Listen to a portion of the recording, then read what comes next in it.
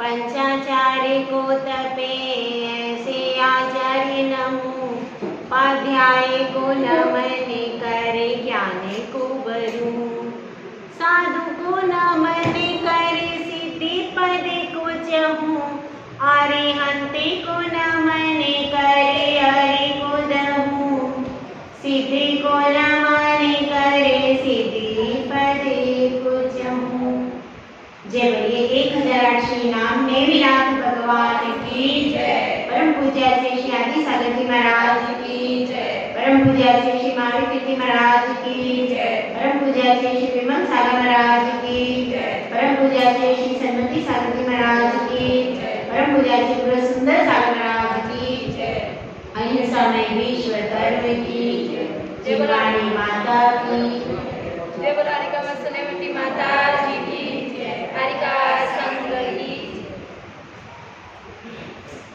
हम सब गुण स्थान प्रथम के बारे में पढ़ रहे हैं। अभी अपना कौन सा चल रहा है गुण स्थान? प्रथम गुण स्थान मिथ्यात्व चल रहा है और उसकी कहानी हम सब सुन रहे हैं। क्योंकि देखिए मिथ्यात्व की कहानी बहुत बड़ी है, बहुत लंबी है। पहले से लेकर एक इंद्रिय से लेकर पंचेंद्रिय तक के जीव कहाँ रहते हैं? पहले गुण स्थान में। कहाँ से कहाँ तक? एक इंद्रिय से लेकर पंचेंद्रिय तक के जीव रहते हैं। कौन से गुण स्थान में? पहले गुण स्थान में। पहले गुण स्थान का नाम क्या है? मिथ्या। क्योंकि सम्यक दर्शन कौन प्राप्त कर सकता है? केवल पंचेंद्रिय संगी जीव जिनके मन होता है। पंचेंद्रिय संगी जीव जिनके पास मन होता है वे ही सम्यक दर्शन को प्राप्त कर सकते हैं। अन्य जीव जिनके पास पंचेंद्रिय भी है लेकिन मन नहीं है तो सम्यक दर्शन को प्राप्त। इसलिए पंचेंद्रिय में भी असंगी तक के जीव यानी एक इंद्रिय से लेकर पंचेंद्रिय असंगी तक के जीव कहाँ होते हैं? पहले मिथ्यात्व गुण स्थान में रहते हैं। इसलिए मिथ्यात्व में सबसे ज्यादा जीवों की संख्या है। तो अब अपनी बात चल रही थी, दो प्रकार की रंगभूमि रणभूमि बनी हुई थी। एक तो बहिरंग युद्ध हो रहा था। मोहपुरी की सीमा पर एक बहिरंग युद्ध हो रहा था और एक अंतरंग युद्ध हो रहा था। वह भी मोहपुरी में हो रहा था। तो एक तो बाहरी मोहपुरी थी और एक अंतरंग वाली मोहपुरी थी। अंतरंग वाली मोहपुरी में कौन लड़ रहा था? चेतन राजा। और बहिरंग वाली मोहपुरी में कौन लड़ रहा था? ज्ञान कुमार और दर्शन कुमार और मोहनी। ये सब वहां के खिलाड़ी। तो हमको कौन सा खिलाड़ी बनना है भाई? अंतरंग वाला खिलाड़ी बनना है। बहिरंग का खेल तो अपन ने बहुत खेल लिया। अनादि काल से इस रणभूमि में लड़ते मरते रहे लेकिन कुछ भी मिला नहीं मिला। एक बार अंतरंग की रणभूमि में युद्ध जीत ले तो क्या होगा? तो फिर हमारी हमेशा का युद्ध लड़ना खत्म हो जाएगा और हम मोक्ष महल के ऊपर जाकर के विजय पताका लहरा देंगे। तो अपनी अंतरंग भूमि की बात चल रही है। अब इधर अपन थोड़ा सा और बाहर आते। बहिरंग की रणभूमि में क्या चल रहा है थोड़ा सा इसको देखते हैं। मिथ्यात्व अपना कवच धारण करके घोड़े पे सवार होकर के रथ लेकर के कहाँ आ रहा है? रणभूमि में प्रवेश कर रहा है। और जैसे ही उसका प्रवेश देखा वैसे ही विपक्षी सेना एकदम प्रफुल्लित हो गई कि अब तो हमारा काम हो जाएगा, हमारी विजय अब निश्चित है। ऐसा कह करके और दर्शन कुमार को भी बता दिया कि देखो अब तुम्हारा शिकार आ गया, अब वह आ रहा है सामने से। और सब देख रहे, सबकी निगाहें कहाँ हैं? मिथ्यात्व की ओर। मिथ्यात्व यह देख रहा है कि पिताजी किधर है, वह यह सोच रहा है कि मैं पिताजी को देखूं, अपने सेनापति को देखूं। उसके सेनापति का नाम क्या है? रागद्वेष। रागद्वेष रूप सेनापति। मेरा सेनापति कहाँ है, मेरे पिताश्री कहाँ है, यह सब कौन देख रहा है? मिथ्यात्व। और पूरी विपक्षी सेना का फोकस किसके ऊपर है? कि यह अब मिथ्यात्व आ गया। और अब उसके आते ही क्या हुआ? उसके आते ही सबने क्या कर दिया?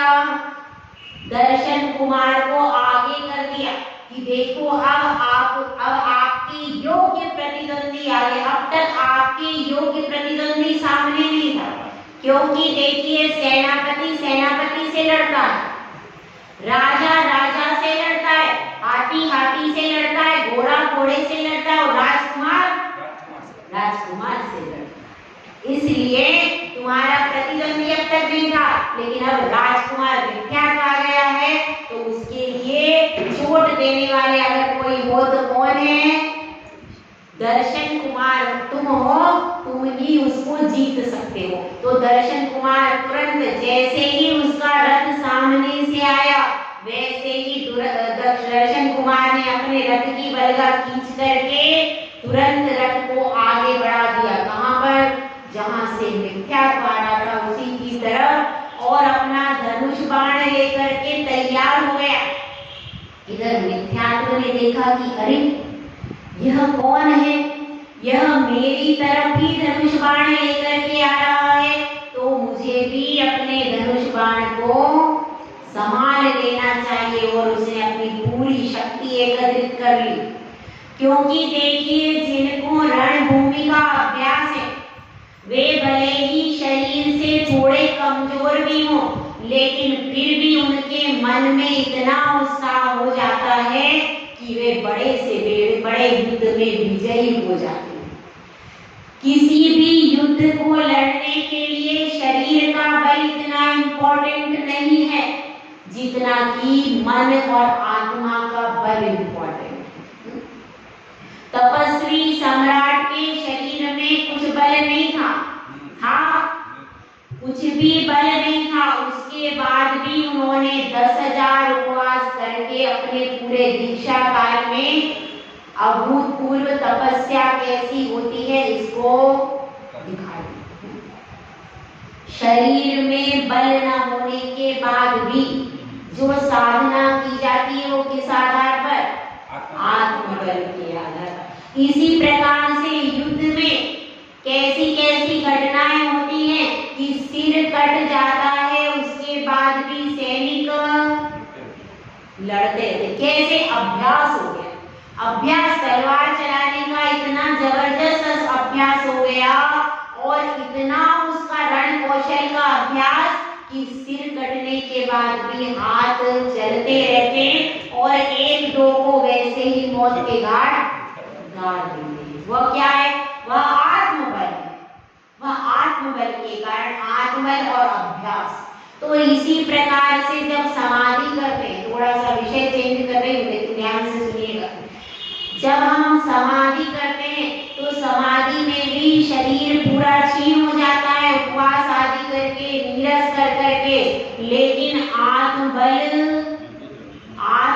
जिसका मजबूत होता है वो ही समाधि कर पाता है। जो यह सोच लेगा कि मैं शरीर के बल से समाधि करूंगा तो वो कभी भी समाधि कर ही नहीं सकता।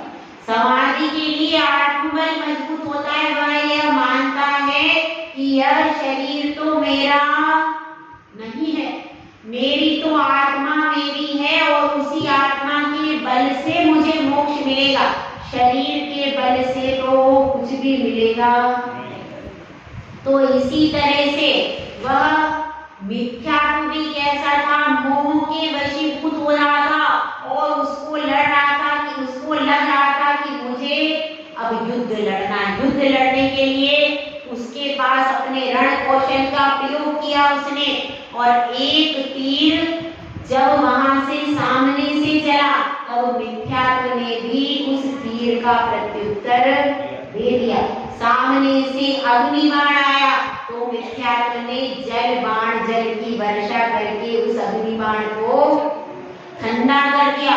इस प्रकार से कई प्रकार के बाण आए और बराबर क्या होता रहा, बराबर दोनों एक दूसरे को उत्तर देते रहे। फिर क्या हुआ, फिर क्या एक बाण ऐसा आया, एक बाण किसने फेंका, दर्शन कुमार ने। दर्शन कुमार ने अब कौन सा बाण फेंका, उन्होंने भेद विज्ञान का बाण उठाया और भेद विज्ञान के बाण को सीधा मिथ्यात्व के पास फेंका। अब मिथ्यात्व के पास इस भेद विज्ञान का उत्तर अग्नि बाण का उत्तर था, उनके पास वरुण बाण का उत्तर था, और भी तरह तरह के कई प्रकार के बाणों का उत्तर था, लेकिन उनको भेद विज्ञान वाले बाण का तो पता ही। इसलिए अब उसके पास, अब वह सोच रहा है, दिमाग लगा है, ये कौन सा बाण है, इसका तो कुछ समझ में नहीं आ रहा, मुझे तो इसकी शिक्षा नहीं दी गई, और ऐसा वह सोच रहा है। और इधर वह बाण आया और वह बाण कैसा हो गया, वह बाण उसके ऊपर, उस बाण ने प्रहार कर दिया, और वह जैसे ही बाण आया वैसे ही क्या हुआ, अब मिथ्यात्व कैसा हो गया, शक्तिहीन हो गया। उसकी जो पहले पावर थी, इतनी पावर से वो युद्ध लड़ रहा था, अब उसकी शक्ति पूरी छीन हो गई। अब हम थोड़ा सा चलते हैं, थोड़ा सा चलते, ये तो कौन सा युद्ध चल रहा है, बहिरंग युद्ध। अब थोड़ा सा अपने चेतन राजा के पास चलते हैं, वहां पर क्या क्या हो गया था भैया, 5 लब्धि। किसी भी जीव को सम्यक दर्शन प्राप्त करने के लिए 5 लब्धियों की आवश्यकता होती है। जब तक 5 लब्धि पूरी नहीं होती तब तक सम्यक दर्शन प्राप्त। तो चेतन राजा की कितनी लब्धि हो चुकी थी, 3 लब्धि पूरी हो गई थी और अंतिम 2 लब्धियां शेष थी। तो सबसे ज्यादा इम्पोर्टेंट कौन सी लब्धि है, अभी आपको बताएंगे। चौथे नंबर की लब्धि, बहुत ध्यान से सुन लीजिए इस लब्धि के बारे में। चौथी लब्धि है प्रायोग्य लब्धि। उसका अर्थ क्या है, उसका अर्थ यह है कि 7 कर्मों की स्थिति को अंतः कोटि कोटि सागर प्रणाम कर देना। क्या करना, 7 कर्म। कौन से 7 कर्म, आयु कर्म को हटा दीजिए तो कौन सा कर्म हुआ, ज्ञानावरण, दर्शावरण, और कौन से होते कर्म बताओ, ज्ञानावरण, दर्शावरण, वेदनीय, ग्रहणीय, नाम, गोत्र और अंतर। कौन सा कर्म छोड़ दिया, आयु कर्म। क्यों छोड़ दिया भाई, क्योंकि आयु कर्म हमेशा बनता, वह केवल 8 अपकर्ष काल में ही बनता है, अथवा वहां पर भी नहीं बनता तो कब बनता है भाई बताओ, अंतिम अंतर मुहूर्त में बनता है। यदि 8 अपकर्ष कालों में आपको आयु का बंध नहीं हुआ तो आपके मरण के समय जो अंतिम अंतर मुहूर्त आता है उसमें आपको किसका बंध हो जाएगा, आयु का बंध हो जाएगा। तो इस तरह से अपने को, अब इसका उदाहरण क्या है, इसका उदाहरण यह है कि 7 कर्म जैसे समझ लीजिए बहुत बड़ा महासागर। अब उनकी स्थिति जो थी कितनी थी, सागर प्रमाण स्थिति थी, एक जैसे बहुत बड़ा सागर। देखा है हमने सागर, कहाँ का देखा है, दक्षिण का देखा है कि बम्बई का देखा है, बम्बई का देखा है। तो जो बम्बई का सागर है उसमें से एक चुल्लू प्रमाण जल निकाल लिया। क्या निकाल लिया? एक चुल्लू प्रमाण जल निकाल लिया। इसका मतलब क्या है? जितनी स्थिति बहुत ज्यादा थी और उसको अंतः कोड़ा कोड़ी प्रमाण कर लिया। यानी कोड़ा 1 करोड़ को 1 करोड़ से गुणा करें तो क्या आता है? कोड़ा कोड़ी, और उसमें से अंतर बहुत कम कर देते तो क्या हो जाता है? अंतः कोड़ा कोड़ी सागर प्रमाण स्थिति। मतलब बहुत कम है ये। तो ये सोचिए कितनी हमारी स्थिति हो। सोचने की बात है कि हमारी कर्मों की स्थिति जो थी बहुत ज्यादा थी, अब 1 करोड़ को 1 करोड़ से गुणा कर रहे हैं तो ये कम हुई है। मतलब अधिक कितनी होगी? कितनी ज्यादा स्थिति होगी। समझने की बात है कि नहीं? उन 60 कर्मों की स्थिति पहले कितनी ज्यादा होगी? जब उपमान देते हैं सागर प्रमाण स्थिति कितनी हो जाती है? चुल्लू प्रमाण। तो चुल्लू का प्रमाण क्या बताया है? अंतः कोटा कोटि सागर प्रमाण हो जाती है इसमें। उसके पहले तो सागर प्रमाण होती है और चुल्लू भर का प्रमाण क्या है? अंतः कोटा कोटि सागर चुल्लू प्रमाण। तो अब अपने को इस तरह से और एक उदाहरण से समझ सकते हैं। जैसे एक डिब्बा है आपके पास, किसका डब्बा बताओ? स्टील का तो है। स्टील का डब्बा है, उसमें पूरे में शक्कर भरी हुई। अब उसमें से आपने एक दाना शक्कर का निकाल लिया तो कितना हुआ? बहुत कम हो गया। इसी तरह से जब हम सम्यक दर्शन प्राप्त कर लेते हैं उस समय क्या स्थिति बनती है? 60 कर्म जो कि बहुत ज्यादा फलदायी होते वे सारे बहुत कम फलदायी हो जाते हैं और अनुभाग शक्ति बढ़ती जाती है। किसकी? शुभ कर्म प्रशस्त कर्मों की अनुभाग शक्ति यानी फलदान शक्ति कैसी हो जाती है? बढ़ती जाती है। और अप्रशस्त कर्मों की अनुभाग फलदान शक्ति कैसी हो जाती है? कम होती जाती है। ठीक है, इसको समझना थोड़ा सा। जैसे आपके पास 4 प्रकार की चीजें हैं। एक क्या है? एक है नीम। क्या है? नीम। नीम कैसी होती है? दूसरा है कांजी और फिर विष और फिर हलाहल। कांजी कैसी? नीम से ज्यादा कड़वी होती है कांजी। नीम, कांजी, विष और हलाहल। ठीक है, ये 4 ग्रेड है। किसके? जहर के या कड़वेपन के। सबसे कड़वा क्या होता है? हलाहल। उसके बाद कड़वा क्या होता है? विष। पहले तो हलाहल विष से भी बड़ा। उस तुरंत आप जीवान पर रखो तुरंत मर जाते हैं उससे, हलाहल से। और विष उससे थोड़ा कम जहर है। और उसके बाद कड़वा क्या है? फिर कांजी और फिर सबसे कम कड़वा क्या है? तो इसी प्रकार से जो नीम, कांजी, विष और हलाहल 4 प्रकार की शक्ति थी, हमारे कर्मों की फलदान शक्ति 4 रूप थी। ठीक है, अब हमने पुरुषार्थ किया। जब पुरुषार्थ किया तो वह 4 रूप जो शक्ति थी वो घट के, मतलब पहले शक्ति थी नीम, कांजी, विष और हलाहल। अब कितनी रह गई? विष और हलाहल रूप नष्ट होकर के नीम और कांजी रूप ही रह गए। यानी 4 से हम 2 में ट्रांसफर कर दिया हमने। हमारे अशुभ कर्मों की अनुभाग शक्ति को 2 में ट्रांसफर कर दिया। जैसे आपको बताएं, और शुभ कर्मों की जो शक्ति होती है वो भी 4 रूप होती है। कौन सी होती है?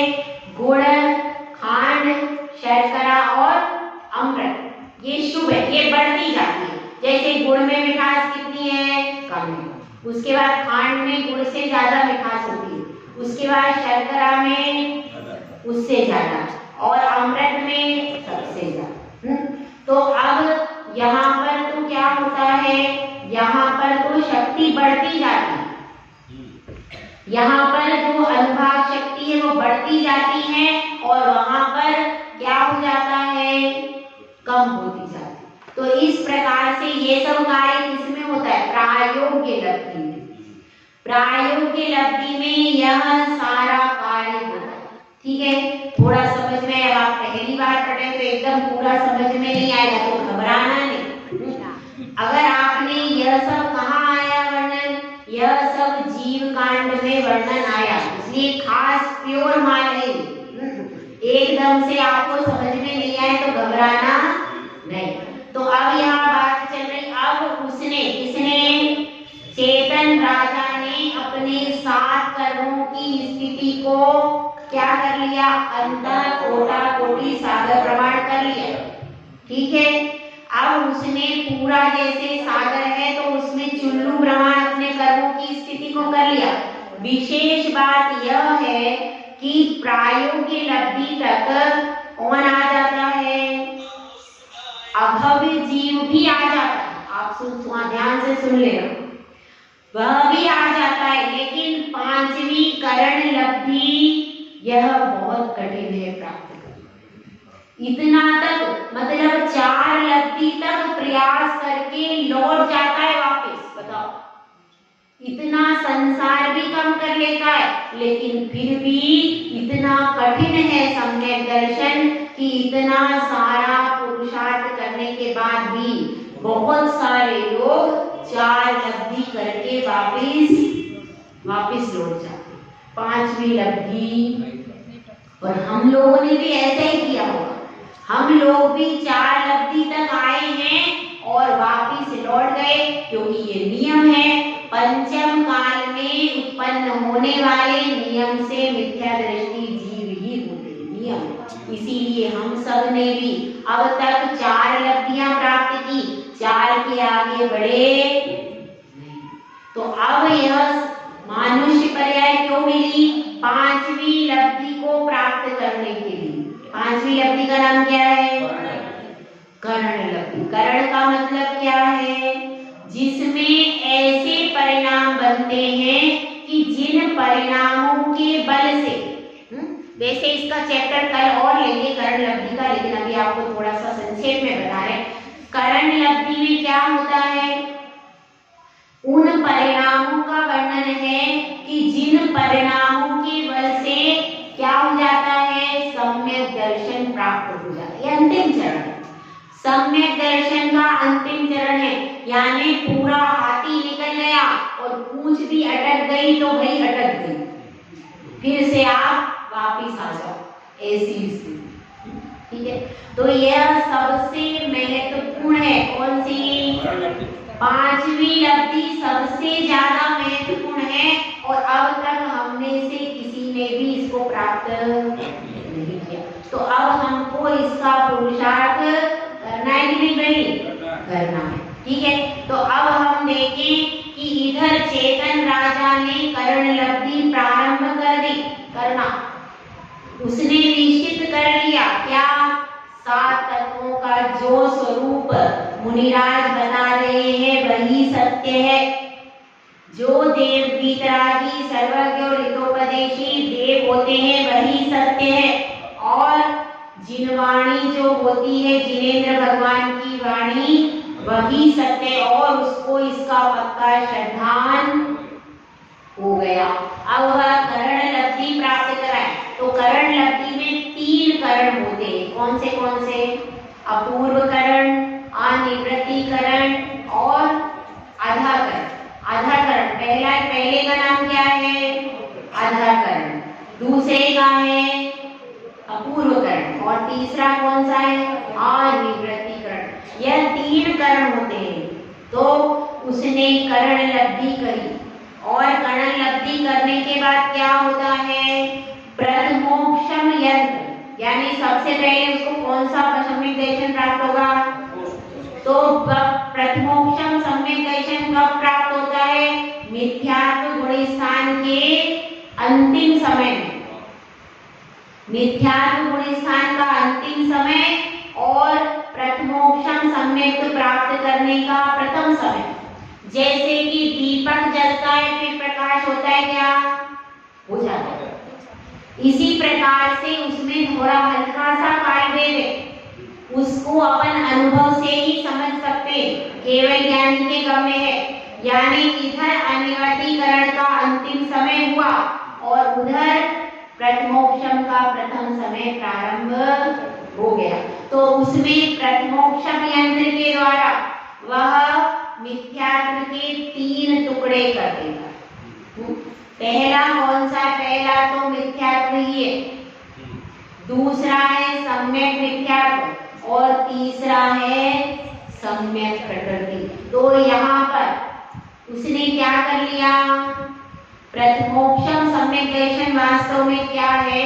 उसके पास कितनी प्रकृतियां थी चेतन राजा के पास? पहला मिथ्यात्व था और अनंतानुबंधी क्रोध मान माया लोभ, ये 4 प्रकृतियां थी कि नहीं? तो उन 4 प्रकृतियों का उपशम कर लिया उसने। उन सबको क्या कर दिया?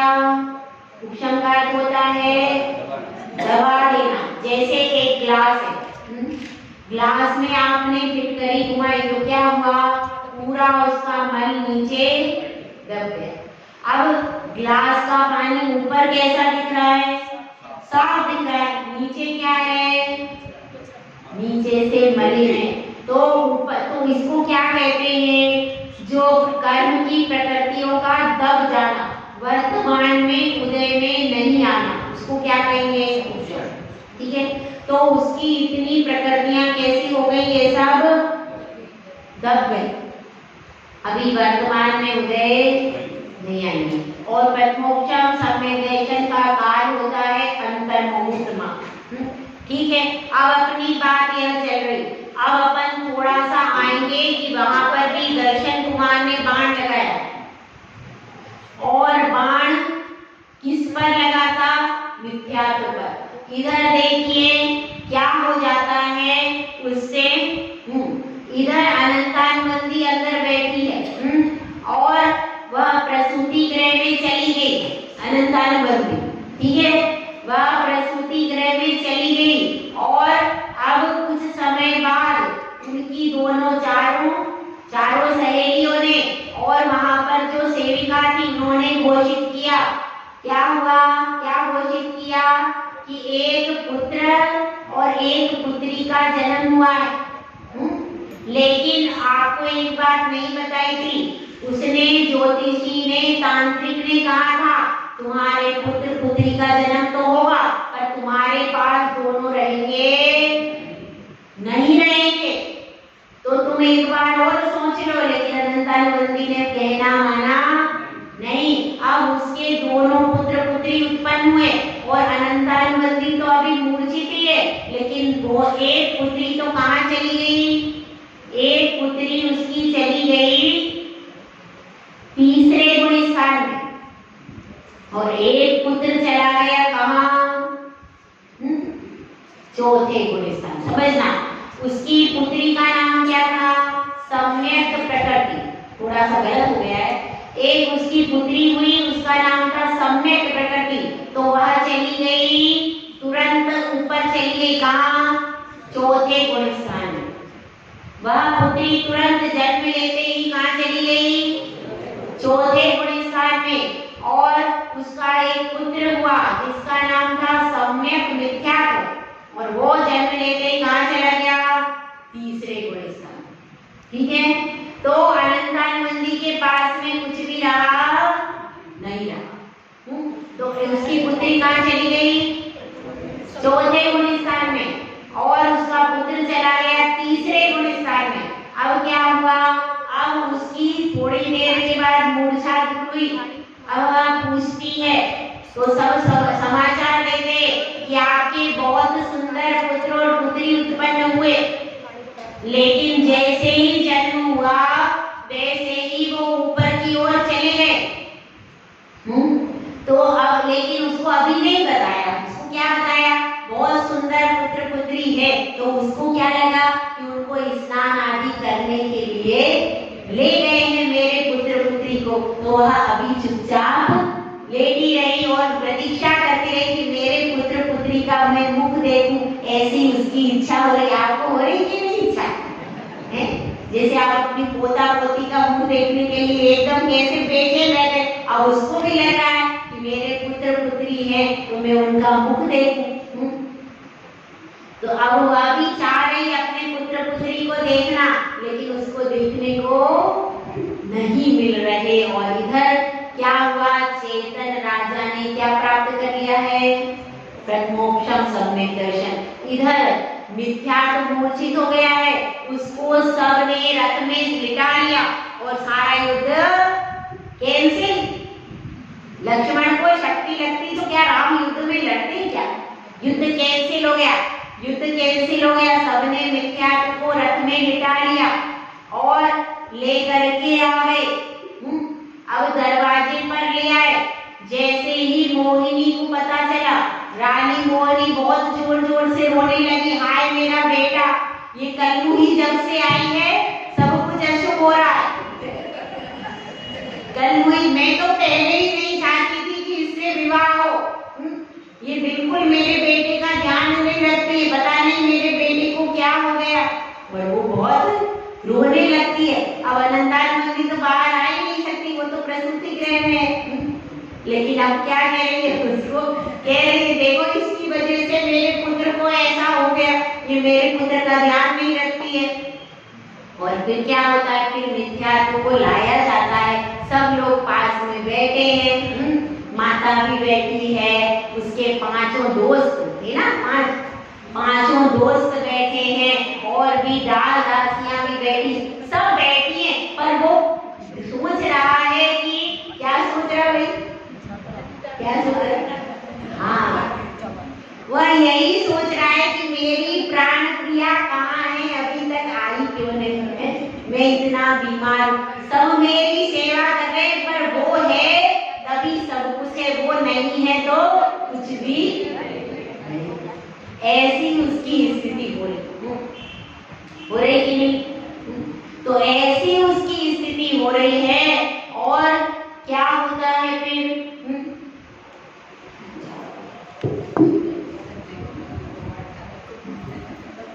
तो अब अपन आगे देखेंगे कि अब क्या स्थिति होती है। और जब अनंतानंदी को पता चलता है कि मेरे पुत्र पुत्री नहीं है, तब वो कैसे रिएक्ट करती है, क्या बोलती है, और इधर मिथ्यात्व का स्वास्थ्य कैसे ठीक होता है, और चेतन राजा अपने घर वापस लौटते हैं कि नहीं लौटते, तो अपन कल देखेंगे। जय